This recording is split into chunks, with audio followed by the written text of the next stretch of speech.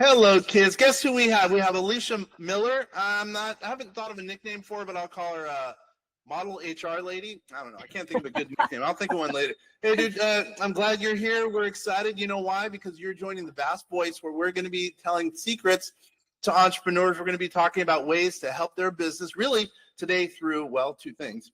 HR, human resources, really for solopreneurs, number one. And then number two, we're going to be talking about events, and we're going to add value to our listeners all over the world, but mainly in the United States. Alicia Miller, thanks for being here, young lady. Woo, woo, woo. Thank you so much for having me. I'm super excited to be here, Kenner. Appreciate you having me. Always love an opportunity to talk to my fellow entrepreneurs about ways that they can be better at HR. Nice. Very nice. As I mentioned, this is going to be a portion of a kind of a webinar part where we call it Vastcast and also podcast. So let's get right to it. Why you? Why are you hanging out with us here? Tell us a little bit about your background and how, and maybe some credentials why we should be listening to you and watching you.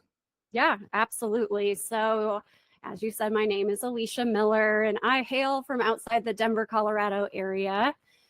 Go Rams, CSU Rams. Oh, look at you. Colorado State Rams. Colorado State, yeah. So I actually live in Fort Collins, if you know. So we're home to CSU. So there you go. I'm a Colorado native, born and raised in the area. So it's really exciting for me to make a difference in the place where I'm from and beyond. So my background is I spent about 15 years in corporate America, specifically in the insurance industry. So I know. Well, back up. What do you mean? I didn't know that. What do you mean? Oh, yeah. So I've done every side of insurance. So I spent many years in commercial underwriting. So I used to do commercial property and casualty insurance. And then I did pre-litigation. So I was an arbitrator. So I used to mediate claims between all the major carriers when they couldn't agree on how to settle claims. And then I was office manager and producer in an agency, $1 million roundtable agency.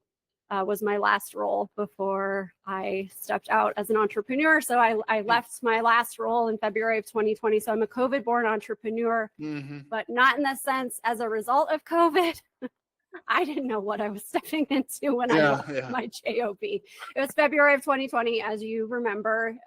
Everything kind of hit the fan in March of 2020. So I was stepping out just to do my own thing, and also for personal reasons. My mom has Alzheimer's, so wanted to make sure that I could have something more fluid to be able to support her in that. So so I actually originally stepped into the realm as a virtual assistant. It was kind of a great stepping off point from corporate into entrepreneurship, but I quickly realized that wasn't the best fit for me either. So I actually have a degree in organizational management and human resources with a psychology minor. And in my role at corporate, I was a staff trainer. I was developing processes on a corporate level for the carrier that I worked for, and doing a lot of HR related things in my role and my education. And it's really where my heart is. And, once you figure it out as an entrepreneur that, I don't love every side of HR. So I do the parts that I love, which is the people part. So I'm all about people operations. I'm about helping people create the culture that they want in their business. And so I work with a lot of solopreneurs that are going from just them, and they realize that it's time to start growing their team and time to start scaling. And oftentimes, I work with solopreneurs that, have not made a bunch of mistakes. And then I work with some people that have made a couple hires, have done a couple things, and realize, oh, wow, there's a lot to this. And there's a lot that can go wrong. And you don't know about that until it goes wrong. Yeah, totally. Yeah, I hear you until it's too late. So, okay. So, all right, let's do a little game here. So let's say, obviously I have a relatively big company here at vastsolutionsgroup.com. By the way, for you and everyone else, thank you for joining us on the Vast Voice, where we're telling business secrets to entrepreneurs. But now let's just say I was a solopreneur. Let's say I'm a real estate agent. No employees, just getting going. I'm starting to, crack the $100,000, let's say a year area. What do you suggest as far as HR? Yeah, so I've worked with real estate agents before, and there's a lot, right? There's a lot that they have to keep up with. There's a lot of deadlines. There's a lot of that. So a lot of strategy that I use for somebody like that, and really a lot of entrepreneurs, is they probably do need some help right? They're Yep. probably struggling to do it all on their own, but it doesn't always make sense to hire a W-2, Okay. right? Especially right away. So what I really love to do is talk about strategy for hiring and scaling and helping people dip their toe in by starting with 1099 contractors. Look at you. Yeah, I agree. Yep. Yeah. Yep. So, but now there's that can be treacherous water, right? Because that's going to be one of the biggest things that the IRS is looking at. Right in a now, as of business. March 11th, I agree with Yep. that. Yep. They're looking to see how, if you're properly classifying people, because Totally. it's payroll audits are how the IRS makes their money. I'm proud of you for knowing that. No one knows Yes, that. Yeah, yes. you know. But it's also a really quick way to unravel a business, right? Because so many people think, right? There's this misconception that, well, if I have this contract in place, if I draw up a contract and I say they're a 1099, then they can be a 1099. Yep. It doesn't work that way. It doesn't work like that, especially now. Yeah. Especially now. And it's ever changing. I mean, the laws, that's another big thing with HR. There's so much legal stuff. And really in a post-COVID world, labor and employment has flipped on its head, right? Employees, if they aren't happy, if you aren't creating that value, they will walk away. Totally. Yep. It wasn't always like that before. You know, my mom worked for the same company for 46 years, and that's how it was. It was loyalty. It was, you know, you get vested and get that pension and all of that. And that's just not how it is anymore for many different reasons, COVID being one of them. But the other being, I mean, we have a whole new generation coming into labor and employment that values time and flexibility and all of that more than they do some of these other things that were once held in high regard. Yeah, they care less now about money, about cool job titles. They just want to go hang out on the beach, much more so. They want to be able to work from home. Exactly. But it's not anything that was ever on our radar really before COVID. Even just coming out at the start of COVID as a virtual assistant, it was really kind of cutting edge at that time, even just 4 years ago. So I think now that we're seeing, right, especially in America specifically, that there's so much opportunity and everybody wants to have a business and everybody wants to do this and that. Or if they don't want to have a business, then they'll just go on to the next person that's going to give them what they want. You know, the loyalty factor is not there. So it's really, there's really a sense of urgency, you know, now maybe more than ever. I don't know if I can say that, but really now it's a heightened urgency for entrepreneurs and small business owners to be on their HR game. And it doesn't just mean compliance. I mean, that's part of what I'm talking about. Obviously, you've got to know the rules. And we're talking about 1099 and W-2, but it's also about creating culture and value and all of that. But to get back to the 1099 W-2 thing, you know, so understanding that the IRS has as a test, a qualification test, a checkbox sort of thing to see, okay, are they actually a 1099 or are they a W-2? So highly encourage finding that on the IRS website, and I can send backlinks that I have to that, but making sure that you're properly classifying people. Because if you don't, it's a big way to get in trouble with the IRS. I mean, I don't know if you've heard about Uber and the lawsuit that's been going on with them and their drivers, because this is Uber, people.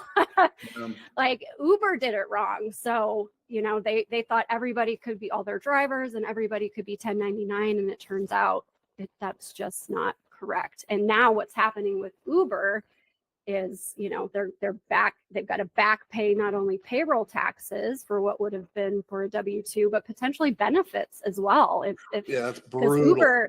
Uber is going to be one of those companies that has to abide by the Affordable Care Act in providing healthcare benefits. So the IRS, if you were supposed to have been providing this all this time, I mean, they're going to go back and they can go back with Uber. I've heard they're going back more than the typical window of like 3 to 5 years. They're going back even further. This could totally change. I mean, a ginormous company, right? From things that, I mean, how did that get missed? You know, but that's just how this goes. So you've got to understand the differences. And so when you do it right, I really think, especially in the real estate world, you can leverage 1099s as you're scaling. I agree. Before. I agree.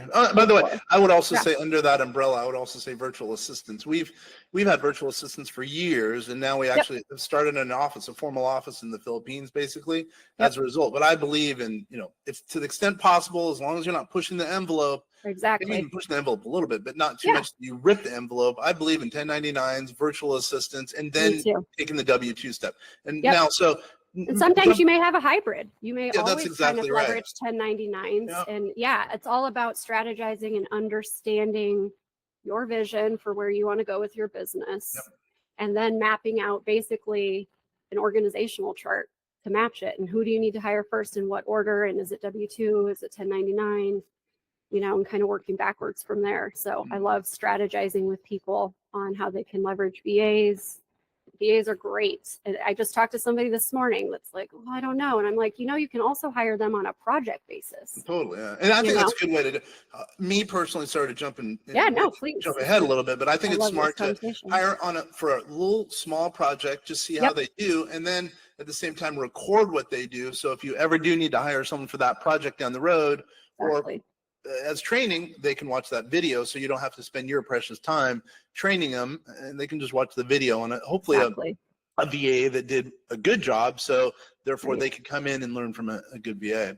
So I hear exactly what you're saying. So wait a minute, to do that, then you have to come in kind of early. If you're coming in, after the fact, when they're just about to hire that person, that's probably too late. I assume you like to come in early and kind of help them kind of make that transition. When I say best them, case scenario. I mean, best case scenario is if you're an entrepreneur and you're like, I need to hire right now, we probably should have been talking, several weeks, if not longer ago. It's just going to depend on the situation. But that's so often what we see is that entrepreneurs don't recognize when they need to start preparing to hire. They just hire. And it's like they're already there. They needed somebody yesterday. And how many times are you hiring and you have no processes written out? They're all in your head because you've just been doing it by yourself, right? And you do all these things and you hire somebody and you throw this big mess at them. And that's exactly how not to keep good people. Yeah, totally. Yeah. We've all had that job where you knew they absolutely needed you yesterday, but at the same time, they weren't ready for you at all. And that's not a good feeling for a new hire. And even contractors, contractor. I'm an independent contractor. I was top talent. So when you find good contractors, you don't want to let them go either. So this applies to 1099s too. So even if you are just bringing on 1099s, that doesn't mean you don't map out processes. And maybe they're helping you do that. That's part of it too. That's part of what they come on. But really kind of stepping back. I say this all the time. I say the first big leap that we take is starting the business. The second is hiring. Because the second you hire, it's not about you anymore. I now think, and I've been an entrepreneur since 2006. Shows how old I am. Geez. What I would say is just like, you buy a computer or you buy pens for a business, it's kind of mandatory, right?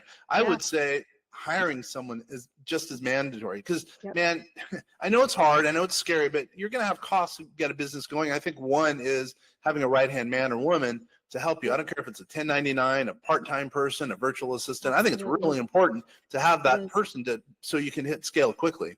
Absolutely. Well, if you're, let's just stick real estate, right? If you're in real estate, you really have no business doing your social media. You really shouldn't be playing around in your inbox. That's not how you're going to scale. Sometimes, you know what? Canva's fun. It is, right? It's fun to get around there sometimes. Or maybe it's not for you, but for some people, I like doing that part of my business. That's great, but it's not efficient. It's not what you should be doing. So I help people identify their not to-do list.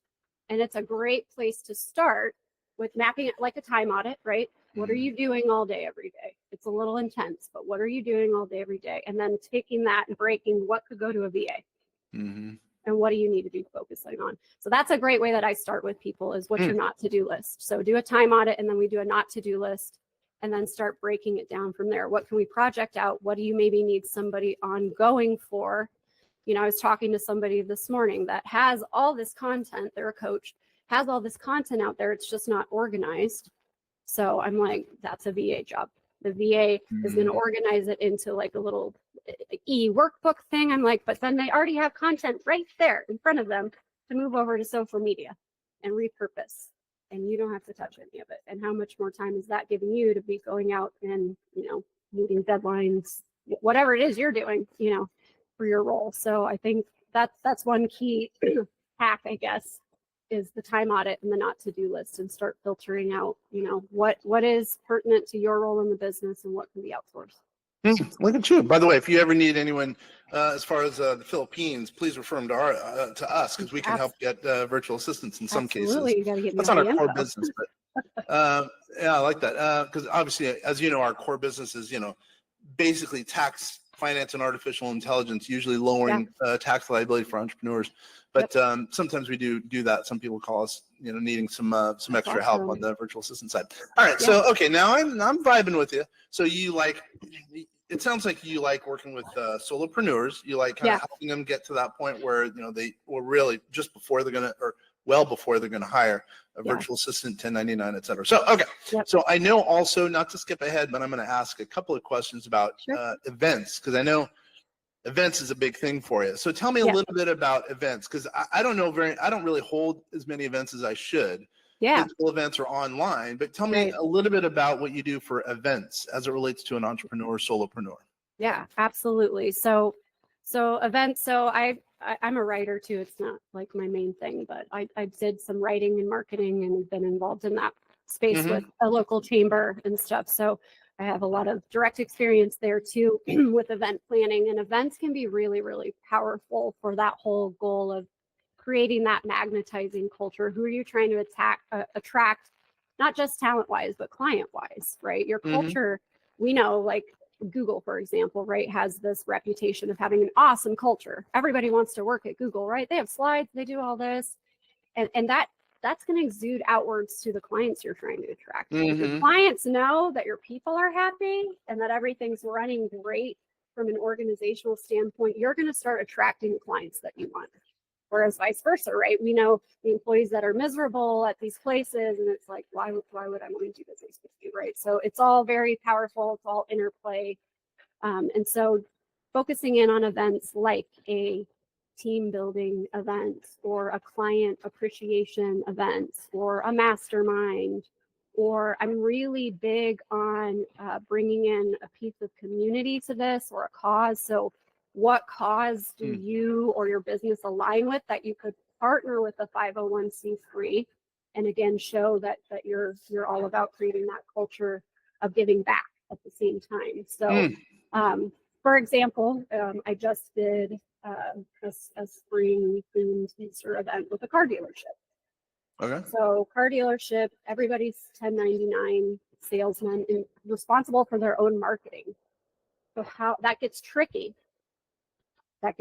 Right? If they're all independent, how do we still market for the dealership as a whole? So we just collaborated, and the stigma, right, of car dealerships. How do we get the people in that aren't going to be like, ooh, me, I'll just go to Carvana, right? Because that's a huge thing that our dealerships are struggling with. Well, you can buy a car online now and skip the sales guy altogether. Well, that's obviously problematic for our dealerships. So we did a huge community event. They partnered with a local nonprofit that they did some research, and they are really about supporting women and children in their local communities. So partnered with a nonprofit here. I leveraged something called One Hope Wine, if you've ever heard of them. So they're out of California. They do a whole fundraising thing with wine. So you attach it to events. And so anything purchased through them, and people love wine, right? They'll come and do a wine tasting at your event, and anything purchased, a percentage goes back to that organization that you chose. So, we did a lot of different things. We had games, and the salespeople were out meeting people one-on-one. And, this was 2 weeks ago, and the impression that was left in the community and the follow-up and feedback that they've had, and breaking down that barrier, they weren't trying to sell anything that day. This was just a community event. I mean, the buzz has been great. It's been great. They've had a lot of great feedback, a lot of great follow-up. People are like, I didn't even know about this. It's an all indoor dealership. So just getting creative and creating that culture, and getting people to think about your brand the way you actually want them to. So that's kind of an example of a recent event I did to kind of tie it all together. Well, so you mentioned mastermind. Let's talk about that a little bit. So I'm gonna, why not do this? Give me a little masterclass in masterminds, because that is an event. We have a new software that we're coming out with called Vastcast. It's basically webinar / podcast all in one software, and it's all automated. We've been doing AI for years, so we're just kind of using our AI model that we've been doing for years and using it to now kind of create a funnel. But now, exclusive of that, so and we can do our master class in such a software. But now, exclusive of that, I'm not talking about that really. But now, give me a real quick. Tell me what a master class is, because there's some people who are out there who are they're realtors. They might not know, or they're agents. They might not know what a master class is. So, why not announce first what a master class is? Then I'm going to drill you with some questions about that type of event, a master class. Sure. So a master class or a mastermind, I mean, they can be done a couple of different ways. It's typically a collaboration that I've seen, it doesn't have to be, but a collaboration of a specific topic or something like that, and it can be, again, they can be really different. They can be long, they can be multiple day masterminds, master classes. They can be an afternoon, they can be an hour, they can be that, but it's really honing in on something specific in the industry or what have you. And again, it's either one person coming in and doing, talking with tools and interactive, maybe activities, assessments. There's different things that you can throw in there. Or you're collaborating with people that come together and are able to tackle said topic all together in a really comprehensive way. Yep. All right, then here, I'm going to grill you with some questions. What's the best one that you've seen or that you've been involved with that's added some value to the participants of a masterclass? Let's see. So I've done one, I think it was like last year through a networking organization that I did. So it brought together people within that networking entity from all different industries. And so it was really more about networking. And I think that's always fun for me to talk about because people don't realize networking is a skill. And that it doesn't just happen. And so I saw some really interesting things. And with that one, it's people from different industries. So, because it's going to depend, if you're doing something real estate specific, you're probably going to have people from real estate on the panel or whatever. But yeah, different industries bringing different perspectives, newer entrepreneurs, more seasoned entrepreneurs, different effective ways of networking and how that can maximize your brand and all of that. Yeah, I think networking is unbelievable. I asked you that question mainly because I'm only in one mastermind, and it's really expensive, but it's added value to us. It's helped me to kind of grow my business, number one, and then also networking, just as you said, because I've learned a lot from all these different people in the mastermind, and it's just been unbelievable the experience it's been. So, all right, so give me one. How about this? What's another thing that has added value in a mastermind that you've seen that has taken someone from being a solopreneur to maybe to being able to scale? What's just one other idea as far as mastermind goes? Like an idea from a mastermind or I'll leave it open. Yeah. Mastermind topic. From this audio or video, what I'm trying to do is give added value elements that can make someone who's watching or listening really take their business to the next level, because pretty much all the people who are watching or listening to this are pretty well heeled. They're loaded, frankly. So I'm just looking for some other ideas that can maybe take someone from kind of that maybe to the next step as far as it relates to events or masterminds. Yeah, absolutely. Oh gosh. Well, with what I do, man, I don't even know if it's one thing. I think that's what's so important about HR. There is that whole staffing piece and understanding the strategy with that. That probably could be just its whole own thing about preparing to hire, because part of that is, do you have an employee handbook? You don't need an employee handbook if you only have 1099s, but so what processes and procedures do you have in place? Yeah, you can't have an employee handbook for 1099s, just everybody. That's a way to get you in trouble with IRS. Yeah, that's exactly right. Handbook if they're not employees. So there's a good example of what, the IRS is going to be looking for. So I think for me, understanding going from you to adding to your team would be a huge topic to touch on. So again, leveraging how to strategize and utilize 1099 versus W-2. How can you leverage AI? Because when I talk about that not to-do list, what can AI do of that not to-do list? So leveraging AI and then people. You got to have both. Like, we're never going to get away from people. And I think we're trending so hard towards AI, but you're always going to need people in your business. Like, you're just going to need people in your business. So I think it's understanding we need AI, but we're always going to need good people. So another thing that I like to talk about, because a lot of solopreneurs think that they can't hire or have a team because they can't afford, or whatever the case may be, just don't have an opportunity to offer a benefits package. I think that's a big hang up for entrepreneurs because, depending on what state you're in, and generally speaking, I already talked about Affordable Care Act. Well, you don't have to offer, Obamacare. That doesn't apply to you until you have 50 or more employees.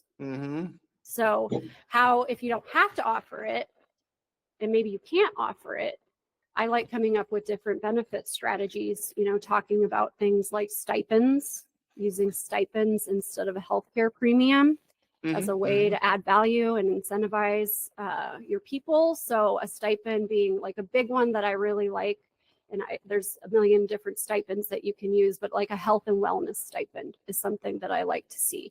And then you can set the bar for whatever amount you want it to be per employee, and you can even incentivize contractors in ways. But let's just say it's $100 a month for health and wellness. So that's anything health and wellness. So say your employee this month, maybe it goes towards a premium, they need it, but maybe the next month it goes towards an acupuncture appointment, and maybe the next month they need it for a therapy appointment. Maybe the next month they need to take their kids to the doctor, and it goes to a doctor or whatever, but you're giving people flexibility. I think that's a huge thing for entrepreneurs to keep in mind as they're scaling, is giving employees and contractors flexibility with everything. And so when you give somebody a stipend versus just here's your premium, or what if I never get sick kind of thing, like then they can use it for whatever they want. So I think stipends are another hack to easily integrate into your business. And you can control cash flow a little bit that way too, because you're not paying out on it until they give you a receipt showing that they actually incurred an expense for it.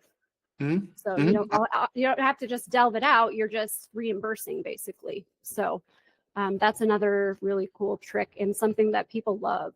They love the flexibility to use a stipend however they want. You can do tuition, you can do higher education, ongoing education stipends, health and wellness. There's lots of different ways you can break it down, but the more flexibility you can give people is another way to attract and retain who you want. Yeah, everybody loves hacks. So how does someone get a hold of you? Let's say someone's interested in your HR services for a solopreneur, or also your events or masterclass, et cetera. How does someone get a hold of you? Yeah, absolutely. So you can find me on Facebook and Instagram at Alicia Squared. And you can find me on LinkedIn, Alicia Hewitt Miller. And you can reach out directly to Alicia at aliciasquaredllc.com. And how do I spell Alicia? ALICIA. Awesome. All right. So, okay, let's get ready to land this plane, as I always say. What's one thing in closing that we haven't gone over that can help a solopreneur in any industry, as far as HR and as far as events planning? I guess both of those are kind of your fiefdom. What would you say that's something we have not gone over that can truly add value and hopefully put money in someone's pocket, or maybe even make it more efficient for them to do their business, therefore them being more efficient, putting money in their pocket? Yeah, absolutely. Well, when it comes to HR and when it comes to retention and hiring, it costs 1.5 times more in turnover than it does to hire appropriately the first time. There's no surefire way to hire and know that that person that you hire is like absolutely the best, but there's a lot of steps that you can take there. So I think my biggest key takeaway really is taking your time in hiring, making sure that you have those steps. have that employee handbook, have a job description. How are they going to apply? Do you have an online portal? Do you have some sort of an application? So I think buttoning all of those things up ahead of time, and it takes a lot of time and energy in the front end. I'm very aware of this, which is also why talk to me before you're ready to hire, because it does take time to write these things out and do all of that. But then you'll be amazed what you already have in place for every time you hire after that. It gets easier, and you have a template to follow and all of that. And it's going to be your guideline for how you're not guessing, it's a guideline for you. It's a guideline to your employees. So I think being prepared, buttoning up the details, working with somebody like me, so that you understand the current landscape of labor and employment and hiring and what people are looking for, and how, especially on a solopreneur level, how much of a hit that is. If you lose somebody that was helping you, that all goes back to you. So yeah, that's just like what I'm saying, when I said earlier, if you're bringing on, let's say, a VA who doesn't really know English, or even all the way to an employee who's a senior level, if you record the things that, they do on an ongoing basis, or you're training, again, someone could come in behind them. Again, either if they're a junior person, a VA, or all the way to a senior person, it makes it more efficient. Because me as an entrepreneur, since I've been around since 2006, I hate hiring people, right? Either bring them on as contractors or employees. It's a lot of work. But then again, if you automate that the first time, or actually if you do it and then follow up with a systemization of some sort going forward, it's automated so much easier. And then you could be spending more time often at the beach, or conducting business, hopefully bringing in business, or whatever the case is. But anyway, and leverage those people. They want to add value. So, hey, how do I make my processes better for the next person? People want you to ask them that. They want to be valued. They want, hey, you do a really great job at this. How can we make this process better? Is this process actually not working? Because I actually developed it myself and it worked for me, but it doesn't really work for you. So yeah, having those transparent conversations, valuing your people, realizing that people want to help you. They want to be part of it. You've just got to engage them. So yeah, 1000%. Miller knows what's up. So, hey, I totally appreciate you being here. And for the audience, for Vast Voice, we're here telling business secrets to entrepreneurs. Hopefully it's been of value. If anyone needs any help, any information, obviously you can get a hold of Alicia at the places she suggested, or you can stop by our website, vastsolutionsgroup.com. Again, vastsolutionsgroup.com. And we're here to help. We're trying to help you as a small business owner, guys. I appreciate you taking the time to be here. Thanks. Thank you.